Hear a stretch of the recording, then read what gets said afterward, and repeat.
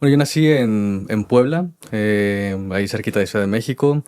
Y bueno, desde pequeño ya he estado muy interesado en general en las ciencias. Siempre fui el típico niño curioso que se preguntaba el porqué de todas las cosas, desde, no sé, de cosas muy fundamentales como por qué estamos acá, por qué el universo es de esta manera, hasta cosas simplemente también un poco más filosóficas, ¿no? Siquiera si tiene sentido preguntar ciertas cosas. Siempre estuve muy interesado en el conocimiento.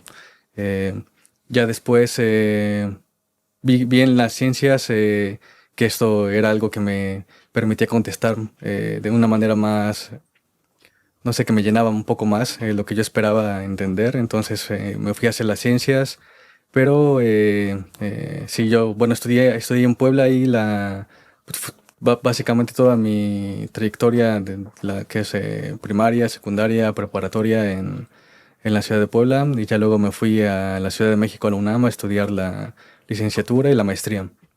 Ahí pasé unos 6 años más o menos en Mm. Ciudad de México y sí. Y ya luego, después de Ciudad de México, me vine para Cambridge a hacer el doctorado y ya llevo aquí casi 4 años. Ok, Eh, casi 4 años en el sí. doctorado. Ujú. ¿Y quién fue tu supervisor? Porque vi un poco de tu currículum y de hecho encontré unos links, porque siempre comparto links de los Sí, invitados. sí. Luego me dices si están bien esos o prefieres otros, Ok, ¿verdad? sí, sí, Por claro. ejemplo, el paper que me recomendaste y un poco de tu perfil en el departamento que se me hizo bien interesante, el departamento de matemáticas aplicadas y física teórica. Ujú. Ahorita platícame un poco de esa dualidad, ¿no? Se me hace Sí. fascinante. Pero también vi que pusiste un supervisor para la carrera, para el Ujú. BSc, y luego el mismo supervisor para la maestría. Sí. Entonces hubo un tipo de entendimiento académico desde muy joven y se mantuvo por la maestría. Sí, algo que agradezco mucho de la UNAM es que ellos se comenzaron un programa especializado en física teórica. Entonces hay investigadores muy brillantes ahí que lo que hicieron fue como ellos salieron a estudiar sus posgrados también en el extranjero, se fueron a Princeton, vinieron aquí a Europa a hacer también su carrera académica y regresaron a la UNAM y Mm. comenzaron a formar este grupo de investigación muy fuerte y desarrollaron como un programa en el que guiaban a los estudiantes para ver cuál es el camino. Si tú quieres especializarte, por ejemplo, en mi caso, en teoría de cuerdas, Mm.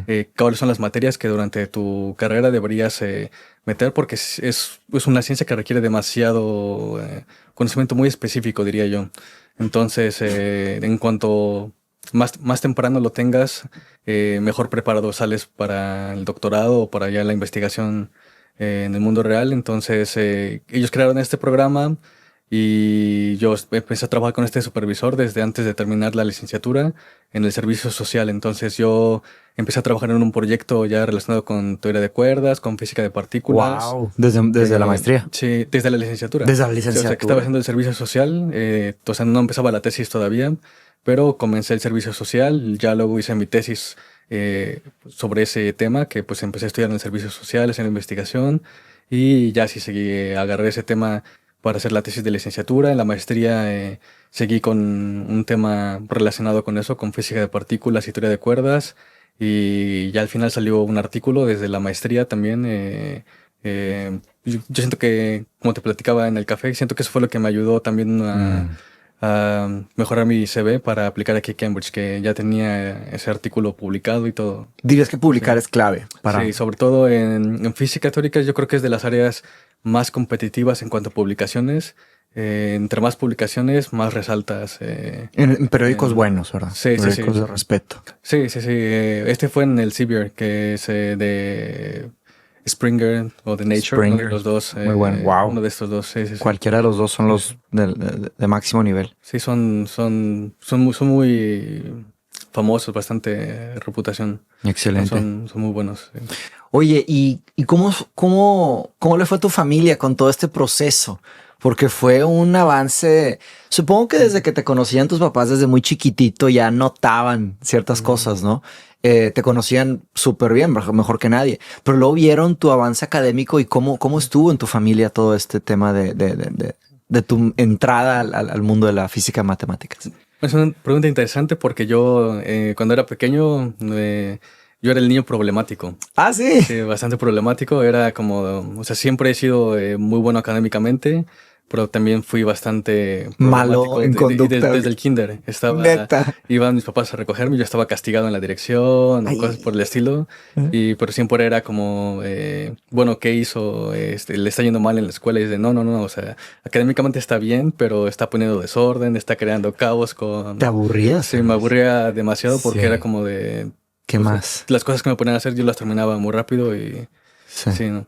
Ya después, pues sí, yo creo que la primera gran transición fue cuando me fui a Ciudad de México.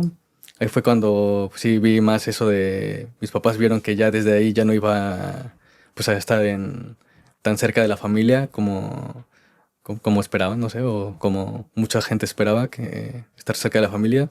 Entonces yo me fui a Ciudad de México y sí, bueno, los visitaba lo más frecuente que podía porque también estaba bastante carga académica. Ocupadísimo. Ajá. Pero sí, ellos, yo creo que la licenciatura fue el primer punto de quiebra en el que vieron ahí como, sí, desde aquí ya no va a estar tan cerca, ¿no? Fíjate. ¿Y cómo fue el proceso para elegir la carrera para ti? Porque me platicaste de no sé si es un centro en UNAM o una nueva metodología para direccionar a los alumnos, pero ¿cómo fue tu elección del curso y luego cómo te detectaron para un potencial camino hacia la maestría, verdad? Sí. Candidato hacia la Bueno, maestría. yo exploré varias las universidades que ofrecen física en México. Yo quería de por sí estudiar en México primero. Una, porque la UNAM es gratuita. Es una de las cosas que yo siempre he reconocido de la UNAM, que es básicamente gratuita la educación para todos y lo cual lo hace accesible para la mayoría de las personas, ¿no? Incluso que el sea gratuito tampoco lo es posible para todos porque mucha gente, pues, sobre todo foráneos, no tienen los recursos para mudarse a Ciudad de México, ¿no? Claro, Entonces, porque el costo de el vida. costo de vida también es muy alto. Entonces, al menos tuve yo la fortuna de Poder pagar. pagar esa parte. Entonces, no me tuve que preocupar por eso. Buen punto. Pero sí, yo vi en UNAM, que es la mejor universidad para física teórica en casi toda Latinoamérica, ¿no? Hay también muy buenos ejemplos, de hecho, en Brasil. Argentina son también países muy fuertes en física teórica. Tienen centros de investigación internacionales, entonces también eran opciones, pero pues, la UNAM era, digamos, más sencillo y también un excelente nivel, entonces fui por eso. Sí, la distancia, la cultura, los Sí. cosas, sí, queda afuera. No, pues excelente. Y ya luego para la maestría, pues sí fui conociendo a los investigadores conforme tomaba cursos, los investigaba qué es lo que ellos estaban trabajando. Entonces ahí empecé como a elegir cuál era el camino que yo quería seguir, cuáles eran las cosas que me interesaban y ya pues sí me puse en contacto con ellos, empecé a preguntarles si tenían algún proyecto en el que yo pudiera trabajar o algo en el que pudiera comenzar a hacer ya un poco más de investigación. Tal vez no al nivel que ahora lo hago así, pero al menos leer un poco los papers, ¿no? Tratar de entenderlos, que a veces te lleva meses. Sobre todo cuando recién te expones a un paper, ya lo ya lo has de haber Compadre, sufrido. me quedé en el abstract, ok, en el resumen me quedé en primeras dos líneas y luego que traté de empezar el paper, me quedé en el primer párrafo, en la primera ecuación. Pero es que pues es claro, no me sé los conceptos. O sea, son años y años de investigación y dedicación y de sudor para poder y llegar a entender eso. Porque una cosa es... Podemos hablar también del tema de la información en Internet, ¿verdad? Porque vas a ChatGPT y ahí te dice todo, pero no es lo mismo entender nada más que te produzcan un resultado.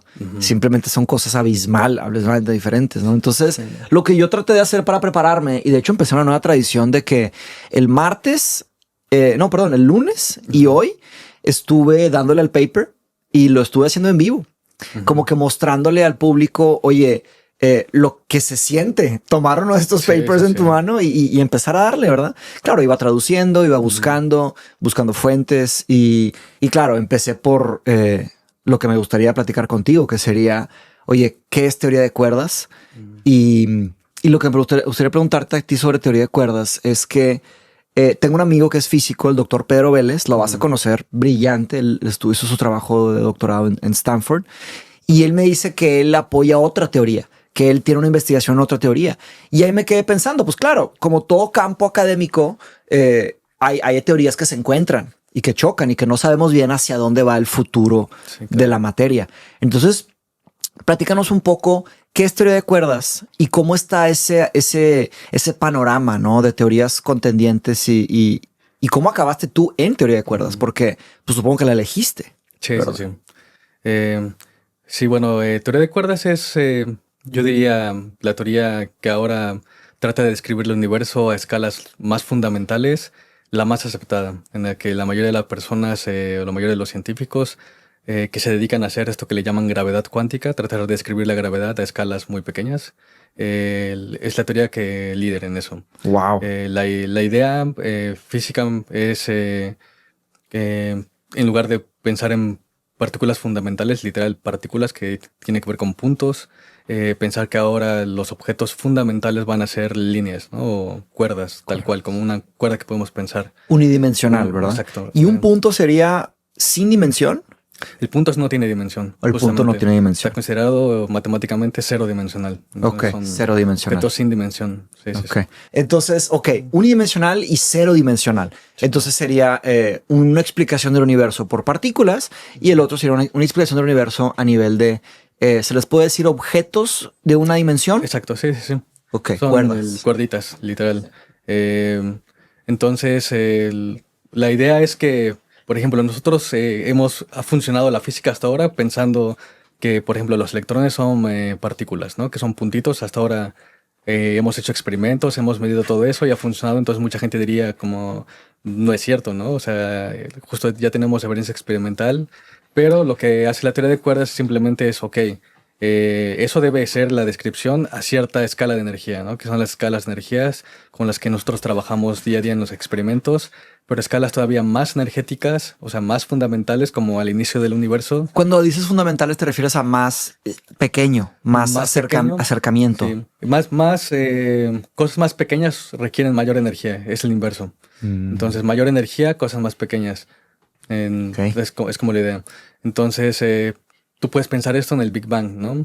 Conforme tú te vas a tiempos más lejanos, el universo es tan energético y tan denso que simplemente lo Compactado, que hizo ¿no? fue expandirse, ¿no? Explotar.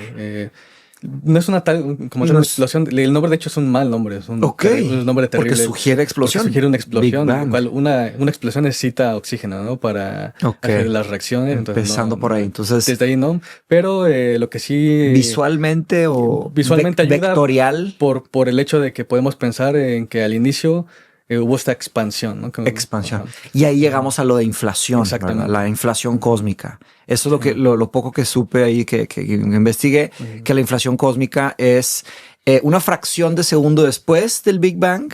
¿Qué tan rápido creció